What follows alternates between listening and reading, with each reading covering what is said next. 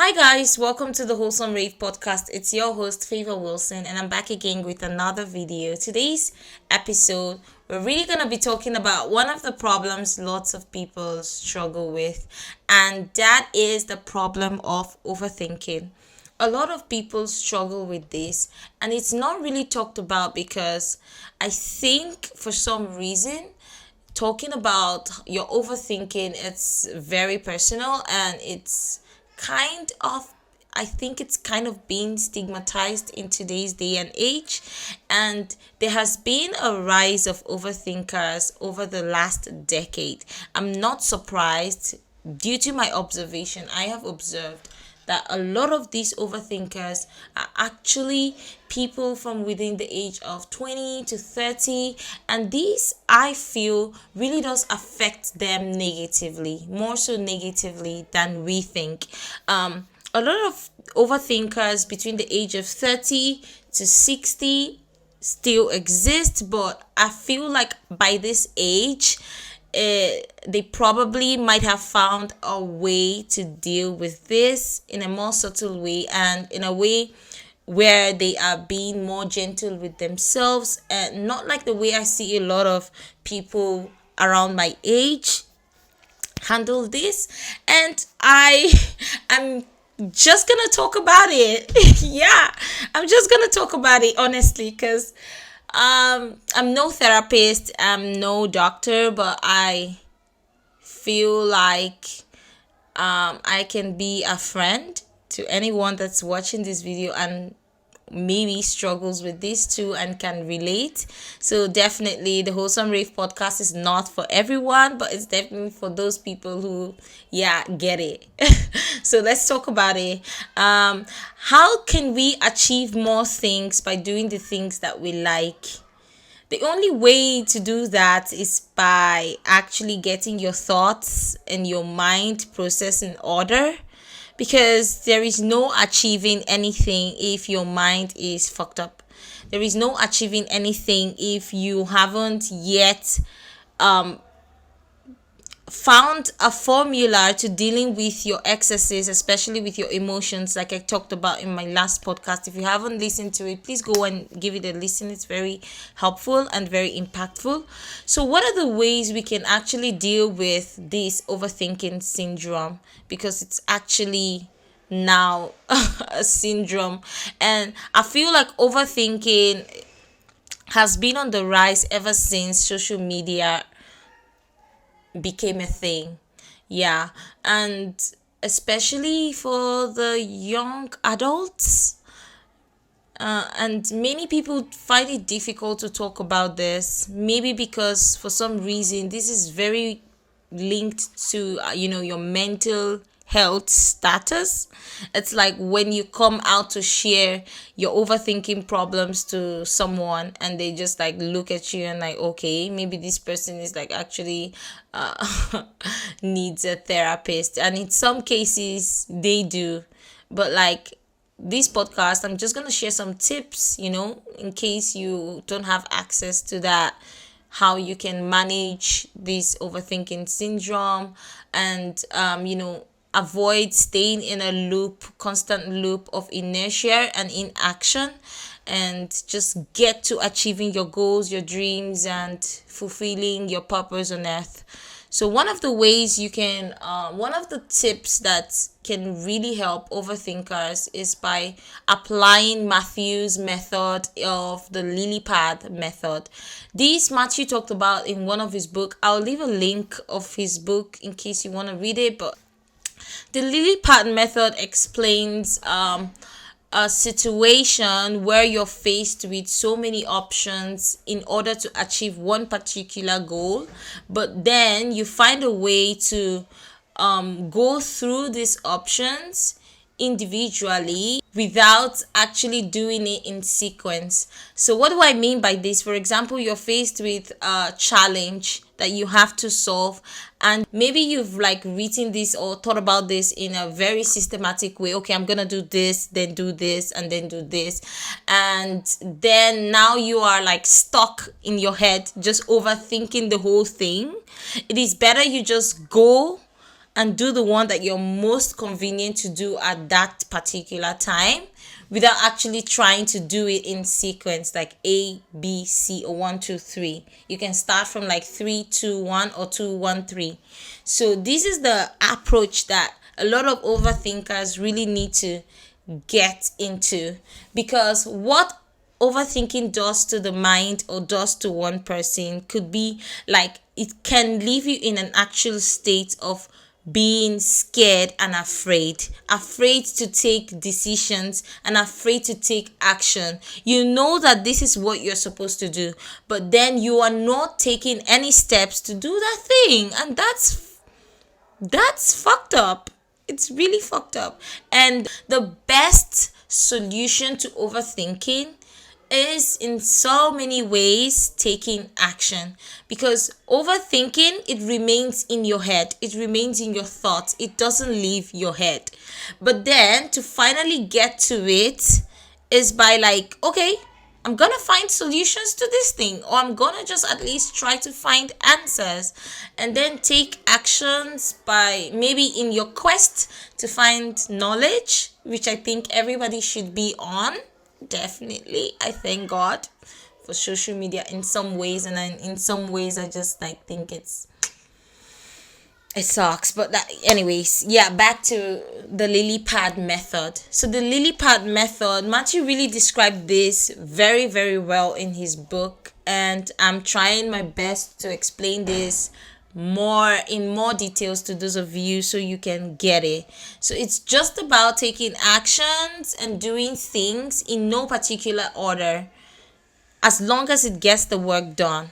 That's what the lily pad method is about. So this is my very first tip for those overthinkers out there.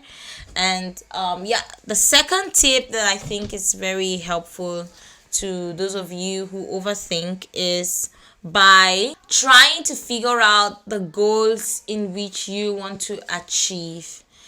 I think what is worse than just remaining in a state of overthinking, what is actually worse than that is not having anything that you're thinking about, but just thinking about everything, and not one of those things among your thoughts is something that is of any benefit to you. That sucks. Like, just thinking constantly about so many different things and not having one thing that's like, you know, that it's gonna help you and help you in your growth in whatever aspect, maybe business, relationships, or like health, and not having one thing that you are looking towards doing. And it's better to have something that gets you thinking and that thing makes sense than to have something that doesn't make sense to think about. So definitely you want to prioritize the things that you potentially could be thinking about, best thing for you, to the least most important things. So yeah, that is one thing. So have a goal, pick a goal, make sure that in all of your overthinking loopholes, you have one thing that your ball could fall into. And yeah, once you finally get your thoughts in order, you can start taking more action towards that particular goal. So that goal needs to be figured out. The process to achieving that goal doesn't have to be figured out, because it doesn't have to be. You just want to use the lily pad method for that if you are like a critical overthinker. But if you are not, you're good to go. Another tip that I really think could help a lot of overthinkers out there is by trying to set soft goals. These soft goals are more like intentional. These goals are goals that you set that are more intentional to the benefits or well-being of your mental health. They don't have to be anything that requires you to actually be productive always, but they just have to be more intentional. Something that you know is going to help you in other aspect, not necessarily in business or in your work or in your social life, but just in your personal life. This could be from setting a goal towards a bad habit that you know it's not good for you, or this could be setting a goal for learning anything that you feel you've always wanted to do, but like you haven't gotten the chance to do this, you can just try aiming for more softer goals rather than the more difficult ones. And I want you to take one thing out from today's podcast. The only real failure for creators is when a creator stops making stuff.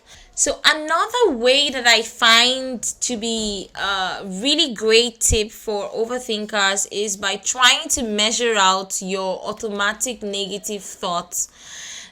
These thoughts are thoughts that you know within yourself do not help you and only induces more stress and anxiety whenever you think about this. In the literal sense, it increases your stress and anxiety. You need to identify these thoughts and find a more suitable way to keep record of these thoughts rather than have these thoughts going in a cycle in your head. So you definitely want to track these thoughts, especially the negative ones. You can do this by naming them down or writing it out. I find that when I track my negative thoughts in a more literal sense, it does me more good. It helps reduce my anxiety level and I have a much more clearer thought. And my approach towards tackling some of these negative thoughts is just by writing these things down and trying to understand the emotions behind my reaction, especially whenever these thoughts comes up. In some other sense, when you think about it, you can actually focus your energy more on having more positive thoughts. And when you think about these positive thoughts over time, it doesn't necessarily feel like you're overthinking because you're thinking about things that would actually help you, especially induce the feel good hormones in your body, and you are removing these negative thoughts. So finding a way to separate your negative thoughts from your positive thoughts is one of the best things that can happen to you as an overthinker. Try writing out all your negative thoughts down, and when you have this written down, then you have the ability to visualize the solutions to this problem and it becomes more practical rather than just in your head. So this is one of the best tips that I have for overthinkers, and I definitely want you to consider doing this as an exercise, a daily exercise. One of the ways you can reinforce positive thoughts is by engaging yourself in daily affirmations. You wake up every morning, you look at yourself in the mirror and you say something nice to yourself. That reinforces all of those negative emotions. It flushes them out and it replaces these negative emotions with a more positive feeling. And when you're left feeling more excited and ready for the day, then you are able to confront all of those things that keep you in inertia. And this is one of the best ways you can achieve your goals and live out your dreams. The negatives of overthinking can be a very crippling feeling, and you don't really want to have this. This is the reason why I choose to talk about such sensitive topics on this podcast, because I know that some of these things are being shied away and a lot of people avoid speaking on this matter. And a lot of overthinkers are young adults, which is sad because the society we live in, it feels like the young adults are just whining. But in all honesty, there are a lot of baggage that comes with social media, the internet, and lots of these things are affecting the youth, especially the feeling of being overwhelmed, seeing your people around the same age as you living a completely different life from you, and you feel like, what are you actually doing with your life? But this is not the way, because everybody's life is different. But one thing is almost the same, and that is the human mind. We all share that trait, and every human mind is unique in its own way, but the ability to hone your mind and make your mind stronger, that's what separates you. The stronger your mind, the more you are, the more drive you have towards life, the more passion you have towards life, and the easier it can be to just go through the whole ride in this life's journey, which is why I choose these kinds of topics. So if you really did enjoy this episode, you definitely want to give this video a like. Make sure to hit the thumbs up button. Make sure to like, drop a comment, drop a heart if you like this video. I did. I just quickly wanted to share some of these things, and I hope you did enjoy this podcast. So yeah, thank you very much for watching. Thank you for listening. I'll see you guys in the next video. Bye.